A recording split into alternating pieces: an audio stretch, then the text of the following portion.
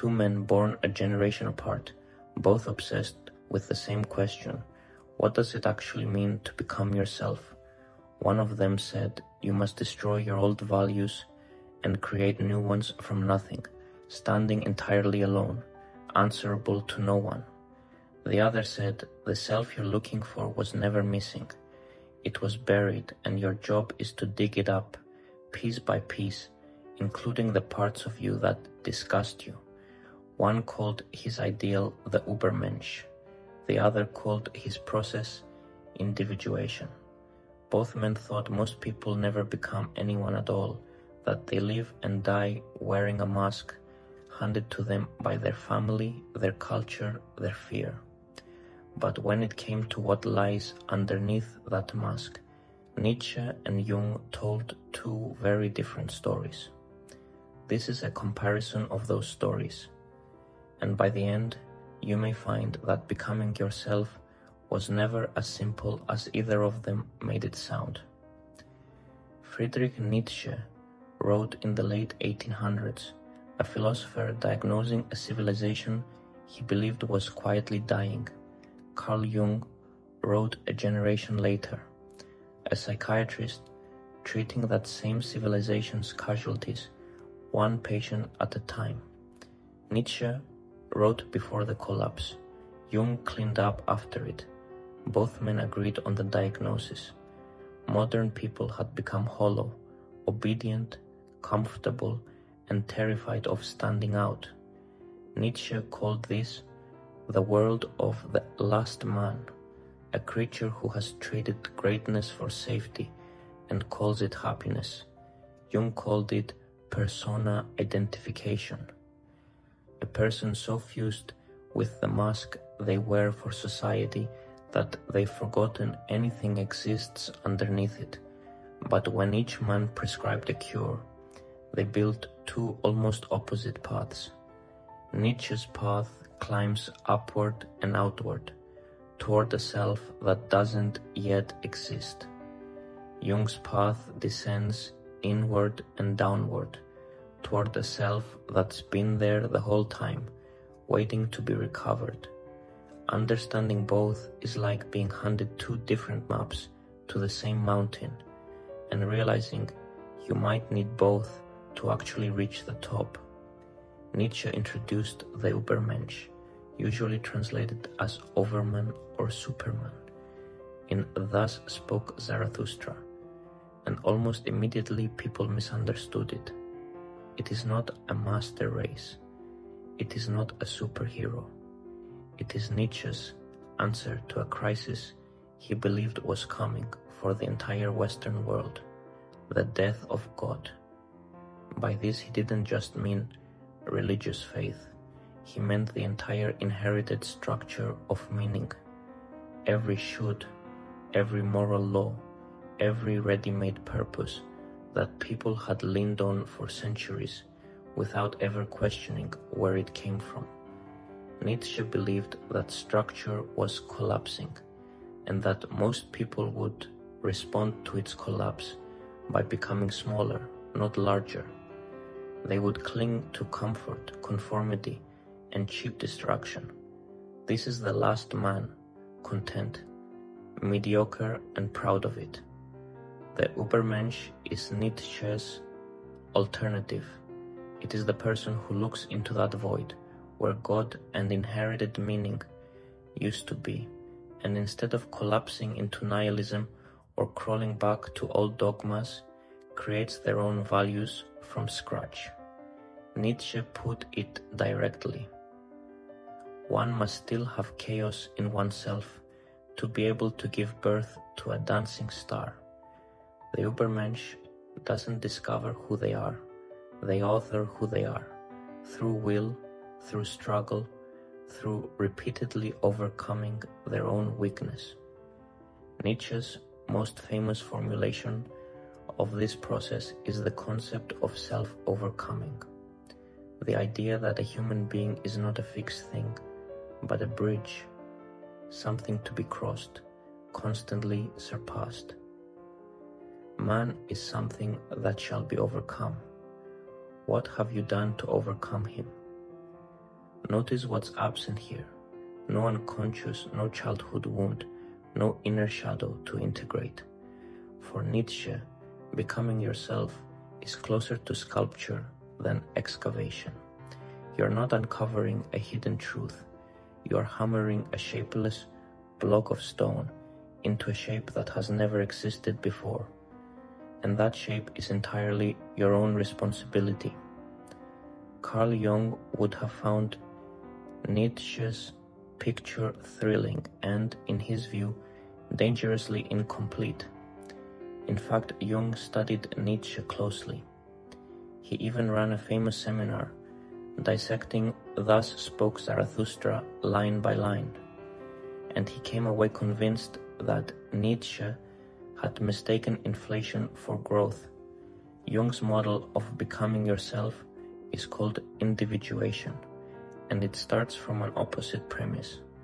The self is not created, it is already whole, buried underneath layers of adaptation, denial, and social conditioning. Your task is not to invent a new self through sheer will. Your task is to become conscious of the self that already exists, including especially the parts you've spent your whole life refusing to look at. Jung called that refused material the shadow, everything about yourself that your conscious ego finds unacceptable and pushes into the unconscious. Anger you weren't allowed to express as a child. Selfishness you were taught was shameful. Desires that didn't fit the image your family or culture wanted from you. None of it disappears. It just goes underground, and from there, it quietly runs your life, showing up as the people who irritate you disproportionately, the patterns you can't break, the moods that seem to come from nowhere. Everyone carries a shadow, and the less it is embodied in the individual's conscious life, the blacker and denser it is. Individuation for Jung means going down into that darkness deliberately, meeting the shadow, then the anima or animus, the inner contrasexual figure, then eventually approaching what Jung called the self, the unifying center of the whole psyche, conscious and unconscious combined. This is not a triumphant climb. It's often humiliating. You have to recognize in real time that you contain the very qualities you've spent your life condemning in other people. Carl Jung wrote, "Knowing your own darkness is the best method for dealing with the darknesses of other people." Where Nietzsche's Übermensch stands alone at the top of a mountain he built himself, Jung's individuated person sits at the center of a psyche they didn't build, but finally learned to inhabit honestly, shadow, ego, and all. Put side by side, the disagreement sharpens into three real fault lines. First, creation versus discovery. Nietzsche's self is made, Jung's self is found. For Nietzsche, looking backward into childhood, into inherited morality, into the unconscious, is a kind of weakness, an excuse for not taking full responsibility for who you become.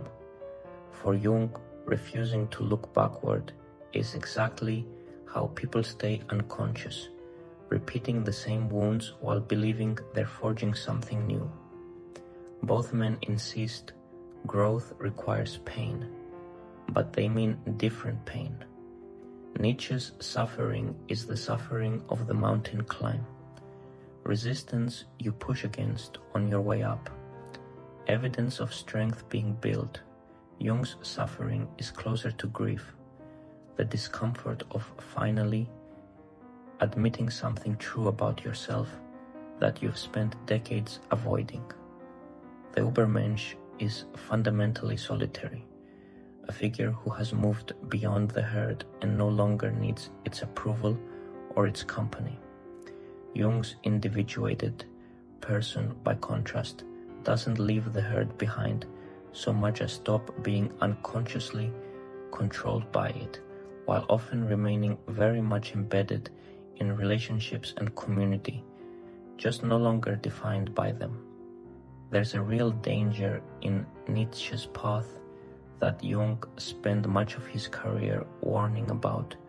What happens when someone believes they're building a new self, when really they're just inflating the ego and calling it greatness?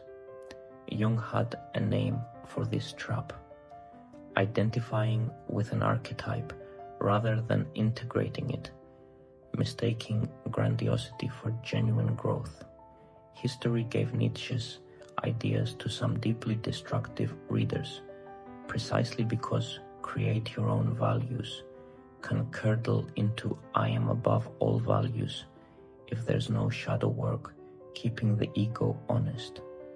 And there's a real danger in Jung's path that Nietzsche would have been quick to name: the risk of using self-examination as a permanent excuse to never actually act, never actually leap, never actually become anything, endlessly processing instead of living. Here's what's easy to miss if you treat this as a competition. Both men were pointing at the same enemy, not each other, the crowd, the comfortable, unconscious, unexamined life that both of them considered the real death sentence. The privilege of a lifetime is to become who you truly are. Carl Jung Nietzsche might have said the exact same sentence and meant something different by every word, but he would not have disagreed with the sentiment. Maybe the honest synthesis is this: individuation without the Übermensch's courage can become an endless, comfortable therapy session that never turns into a life, and the Übermensch without individuation's honesty can become a tyrant who's never actually looked in the mirror. Real transformation might require both movements: the descent Jung insisted on, to find out who you actually are underneath the mask, and the ascent Nietzsche demanded, to have the courage to build a life on top of that discovery instead of hiding from it. You go down before you can go up. You find the self before you can build it. Nietzsche wanted you to become someone you'd never met. Jung wanted you to finally meet someone you'd been avoiding your whole life. Maybe the real answer isn't choosing between the mountain and the depths. It's realizing that no one climbs very high while pretending the ground beneath them does not exist. Perhaps that is the only honest definition of becoming yourself. Not a mountain you finish climbing, and not a depth you finish excavating, but a shape you keep tracing for as long as you're alive, the mask coming off, a truer face underneath it, and somewhere past that face, still more dark, still more light, still more of you left to find.